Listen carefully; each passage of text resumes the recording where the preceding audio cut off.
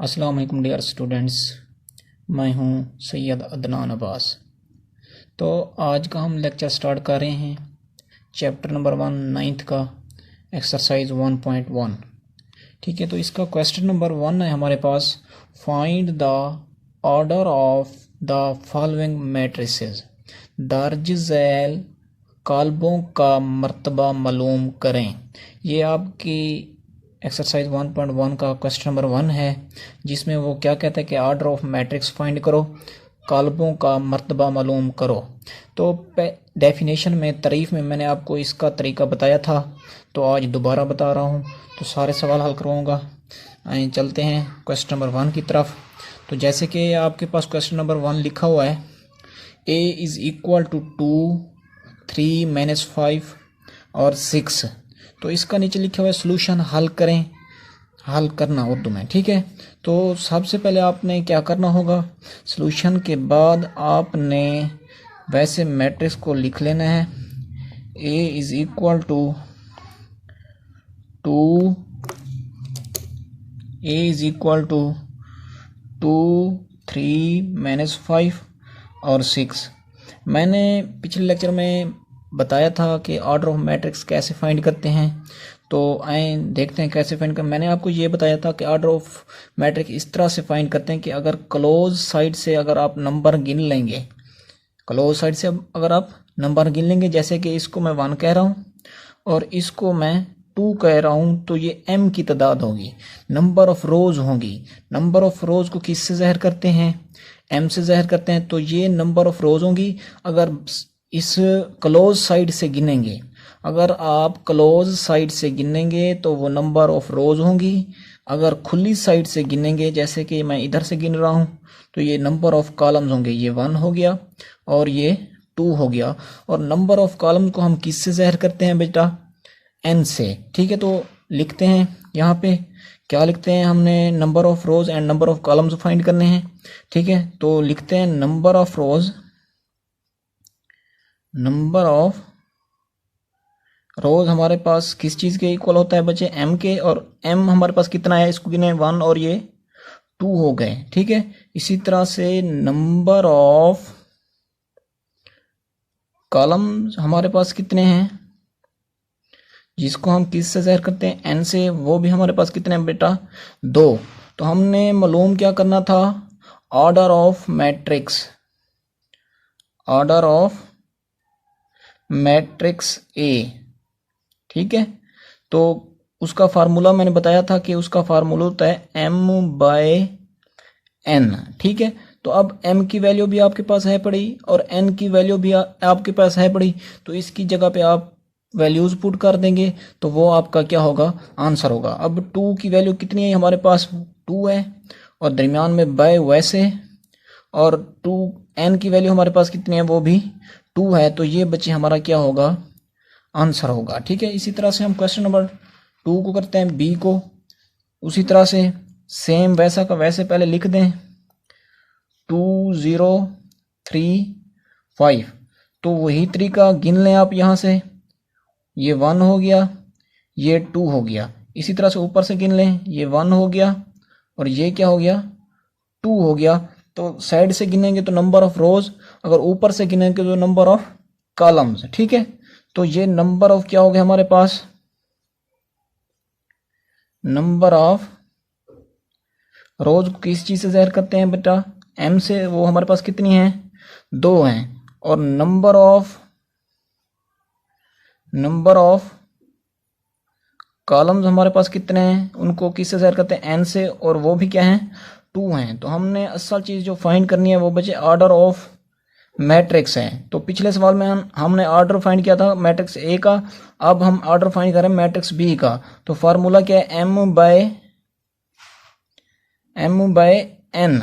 ठीक है, तो इसमें क्या बनेगा, m की वैल्यू 2 है और n की वैल्यू भी क्या है, 2 है। तो इसका ऑर्डर भी 2/2 का आया है, ये इसका आंसर है। ठीक है, उसके बाद क्वेश्चन नंबर 3 के ऊपर चलते हैं, जो सी पार्ट आपका दिया गया है। ठीक है, सी पार्ट में देखें कुछ इस तरह से दिया गया मैट्रिक्स। तो सबसे पहले मैंने यही बताया, जो भी मैट्रिक्स आया हो उसको सेम उसी तरह से लिख लें, ये जैसे मैंने लिख दिया है, ठीक है। तो इसमें ऑर्डर फाइंड करना है, वही तरीका है कि पहले साइड से गिनेंगे। अब साइड से मैंने गिना तो एक चीज़ थी, मैंने 1 लगा दिया है, ठीक है। अगर ऊपर से गिनूंगा तो ये 1 आएगा और ये क्या हो गया, 2 हो गया, ठीक है। अब साइड से जो होता है वो नंबर ऑफ रोज होते हैं। नंबर ऑफ रोज को किससे ज़हर करते हैं बेटा, m से। अब मैं पूरा नहीं लिख रहा, मैं सिर्फ उसका नाम दे रहा हूँ, ज़हर करता हूँ। m को नंबर ऑफ रोज कहते हैं। m इज इक्वल टू कितना है हमारे पास बेटा, 1 है। और नंबर ऑफ कॉलम्स n कितना है हमारे पास बचे, 2 है। तो इसका ऑर्डर हम कैसे फाइंड करेंगे, ऑर्डर ऑफ मैट्रिक्स। अब मैट्रिक्स C का हम ऑर्डर फाइंड कर रहे हैं, वो क्या था, m/n, ठीक है। तो क्या आया, m की वैल्यू 1 है और n की वैल्यू हमारे पास क्या है बेटा, 2। तो इसका ऑर्डर क्या बन गया, 1/2। ये हमारा क्या होगा, आंसर होगा। 1/2 हमारा क्या होगा, आंसर होगा। इसी तरह से हम ऑप्शन डी पे आते हैं, सवाल नंबर डी पे आते हैं। तो बेटा सवाल नंबर डी में देखें, कुछ इस तरह से डी हमारे पास क्या है, वो हमारे पास इस तरह से मैट्रिक्स है बच्चे 4, 0 और 6, ठीक है। तो इसमें नंबर ऑफ रोज गिने, जब नंबर ऑफ रोज आप गिनना चाहें तो इस साइड से गिनेंगे। ये 1 हो गई, ये 2 हो गई और ये क्या हो गई, 3 हो गई। और ऊपर से गिनेंगे तो ये 1 चीज़ है, तो ये क्या हो गया, 1 हो गया। अब नंबर ऑफ जो रोज हैं वो क्या होती हैं, m होती हैं। और वो m कितनी हमारे पास बेटा, 3 हैं। कितनी हैं, 3। और नंबर ऑफ कॉलम्स जिनको हम n से ज़हर करते हैं, और वो कितनी हमारे पास, 1। तो इसका बच्चे ऑर्डर क्या बनेगा, ऑर्डर ऑफ मैट्रिक्स डी, ठीक है। तो इधर आपने ख्याल करना है, अगर जो मैट्रिक्स आप कर रहे हैं उसका नाम होगा वही आप नाम शो करेंगे। जैसे कि इधर पिछले सवाल में सी था तो मैंने इधर सी शो किया, ठीक है। ऊपर जैसे बी था, ए था, मैंने वही बी ए लिखा। अब इधर था डी तो मैंने डी वो पुट कर दिया, ठीक है। ये डी हो गया हमारे पास। तो इसका फार्मूला क्या है, m/n, ठीक है। तो ये क्या होगा, m की जगह हम 3 पुट कर रहे हैं और n की जगह हम क्या कर रहे हैं, 1 पुट कर रहे हैं। तो बेटा ये हमारा क्या है, आंसर है, ठीक है। यहाँ तक अगर किसी को समझ नहीं आई तो वो मुझसे सवाल कर सकते हैं। तो अब हम डी के बाद क्वेश्चन नंबर ई है, जिसमें बच्चे हमारे पास क्या दिया गया है, ए है, बी है, डी है, ई है, सी है और एफ है। इसमें भी इसी तरह से मालूम करेंगे। इधर जगह नहीं है तो मैं इस साइड पे लिख रहा हूँ। ये 1 हो गया, ये 2 हो गया और ये क्या हो गया, 3 हो गया। अगर इस साइड से गिने या इस साइड से गिने, किसी एक साइड से आपने गिन लेना होगा। या इस बंद साइड से गिन लें या इस बंद साइड से गिन लें, जहां से भी गिने किसी एक साइड से गिन लेंगे वो आपकी नंबर ऑफ रोज होंगी, ठीक है। ऊपर से गिने या नीचे से गिने तो वो आपके नंबर ऑफ कॉलम होंगे। ये नंबर 1 हो गया और ये नंबर क्या हो गया, 2। अब हमारे पास m किस चीज़ को शो करता है, नंबर ऑफ रोज को। तो नंबर ऑफ रोज हमारे पास कितनी है, 3 है। और n हम किस चीज़ को शो करता है, नंबर ऑफ कॉलम्स को। और n हमारे पास कितना है, 2 है। तो हमने इसका फाइंड क्या करना था, ऑर्डर ऑफ मैट्रिक्स। अब मैट्रिक्स के आगे क्या लिखेंगे, e। क्यों, क्योंकि इसका नाम है। अब इसका फार्मूला क्या है, m/n, ठीक है। तो m/n कितना है, m हमारे पास 3 है और n हमारे पास कितने हैं, 2 हैं। तो ये बेटा हमारा क्या होगा, आंसर होगा। इसी तरह से f पे आते हैं। f में सिर्फ एक एंट्री दी गई है जिसको 2 कहते हैं। इसकी भी हमने रोज एंड कॉलम्स फाइंड करने हैं, ठीक है। तो इसमें रोज इधर से गिनेंगे तो ये हमारे पास क्या होगा, 1 होगा। और ऊपर से गिनेंगे तो वो भी क्या बनेगा, 1। तो m जो है वो हमारे पास नंबर ऑफ रोज, कतारों की तादाद कितनी हमारे पास 1 है। और n नंबर ऑफ कॉलम्स या कॉलमों की तादाद वो भी हमारे पास कितनी है, 1 है। तो इसका फार्मूला क्या होगा, ऑर्डर ऑफ मैट्रिक्स f कितना है वो हमारे पास, m/n, ये फार्मूला है। तो कितना आएगा, 1/1। तो ये हमारा क्या होगा, आंसर होगा। तो 1/1 इसका क्या आ गया, जवाब आ गया। उसके बाद हमारे पास g है। तो हम g को थोड़ा सा देखेंगे कि g हमारे पास क्या आएगा। g हमारे पास ये है 2 3 0 1 2 3 2 4 और 5, ये हमारे पास इंट्रीज हैं। तो इसमें भी नंबर ऑफ रोज और नंबर ऑफ कॉलम्स गिनने हैं। तो इधर साइड से गिने 1 2 और ये क्या बनेगा 3। ऊपर से गिनेंगे ये 1 हो गया, ये क्या हो गया 2 हो गया और ये क्या हो गया 3 हो गया। अब m जो हमारे पास है नंबर ऑफ रोज कॉलमों की तादाद वो हमारे पास कितनी है 3 है। और n जो हमारे पास है वो है कॉलमों की तादाद नंबर ऑफ कॉलम्स वो भी हमारे पास कितना है 3 है। तो ऑर्डर ऑफ मैट्रिक्स क्या है हमारे पास G। तो इसका फार्मूला क्या है m/n।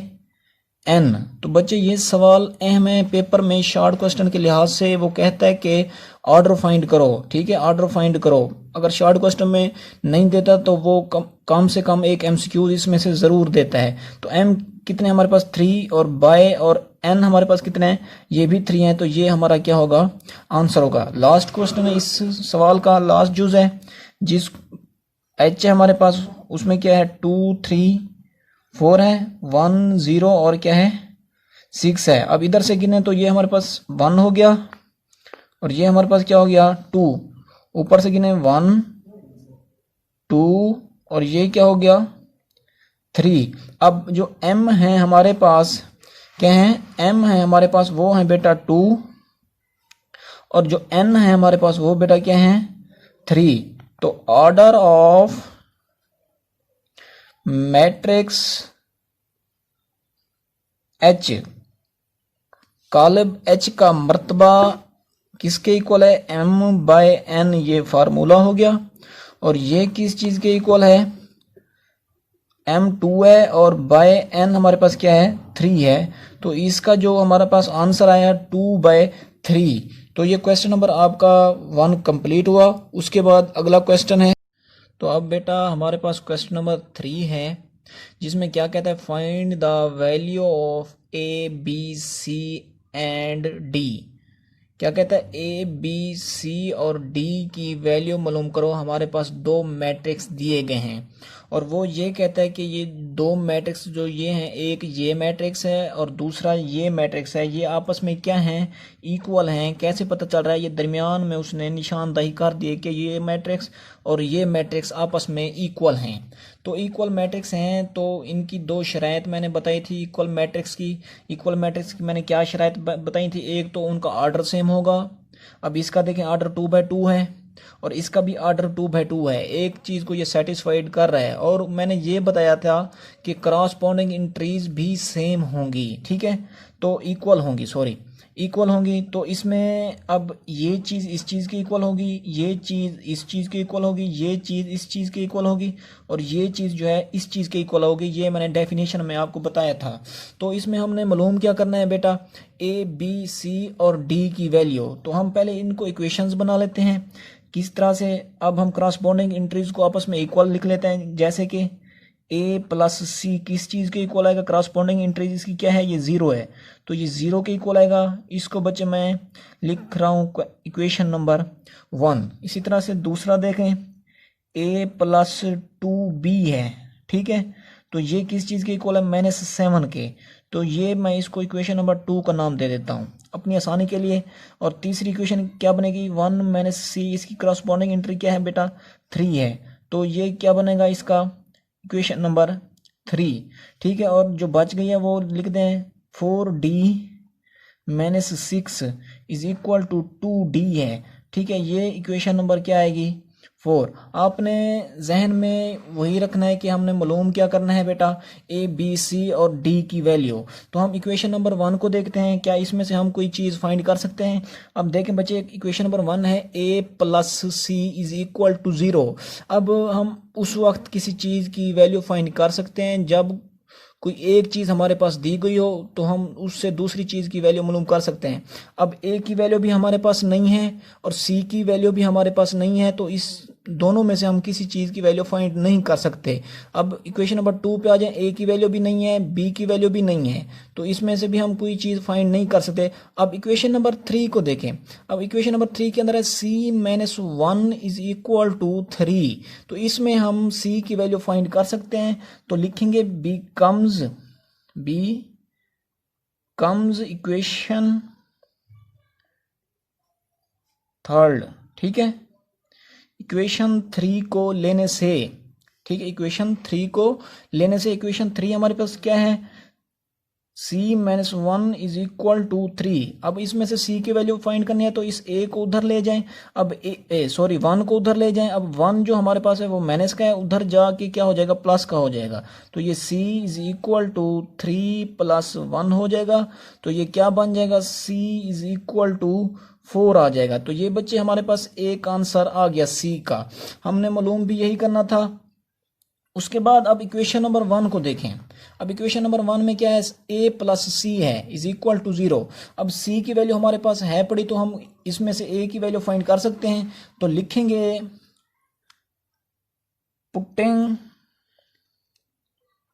Putting value c in equation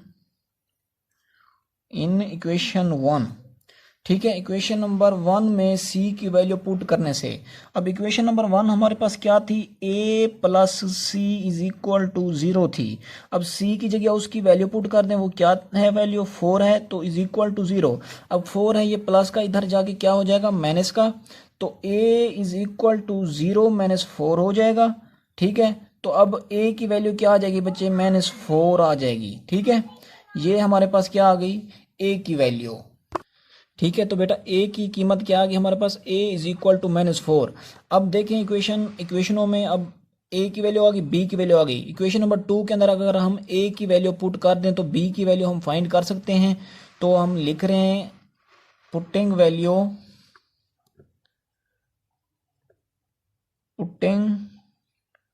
value a in equation second. तो इक्वेशन सेकेंड हमारे पास क्या थी, a plus 2b is equal to minus 7।